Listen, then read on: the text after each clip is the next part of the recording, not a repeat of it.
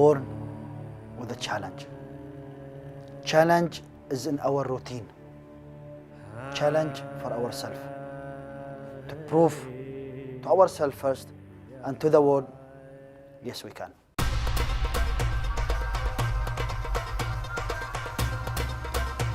In the past few decades, Dubai established itself as a thriving center of business, innovation, creativity in the Middle East region. The city holds more than 100 Guinness World Records titles. You'll see Dubai Mall, which is the largest shopping center. You can see the longest driverless metro line, the tallest hotel. So it's an area that is full of records. Burj Khalifa has recently become the main landmark in Dubai. It's a very impressive building with a very unique design. It's located in the heart of new Dubai downtown. Let me tell you a little bit about the Burj Khalifa. It is, of course, the world's tallest structure ever built by man. It's a little over a half-mile tall. It's 828 meters. One of my favorite records that is broken at the Burj Khalifa is the observation deck at the top sky. It stands at 555 meters high, and it's officially the world's highest observation deck with an outdoor terrace.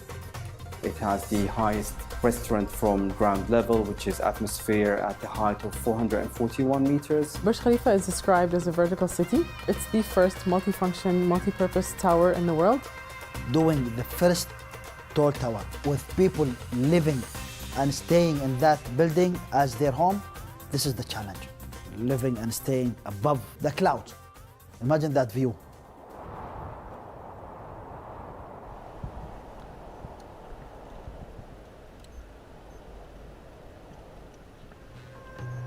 Yeah, so the building has over 24,000 glass panels to clean. It takes approximately 3 months to clean the building from the top to the bottom.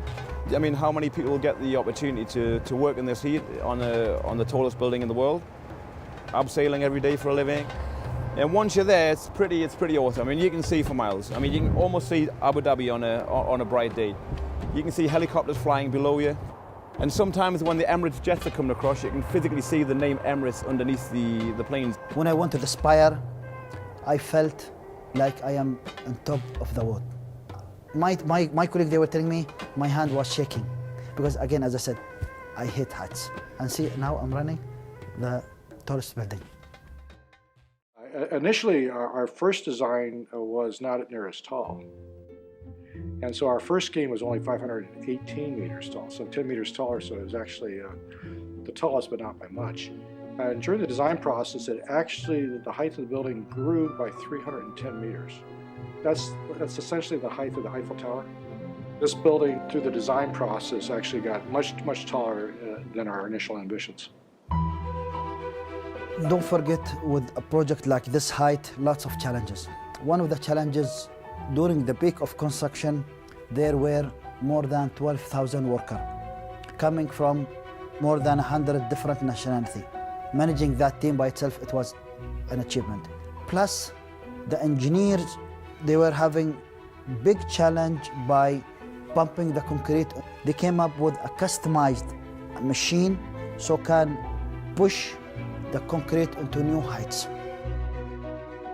The elevators technology is a very important part of the skyscraper.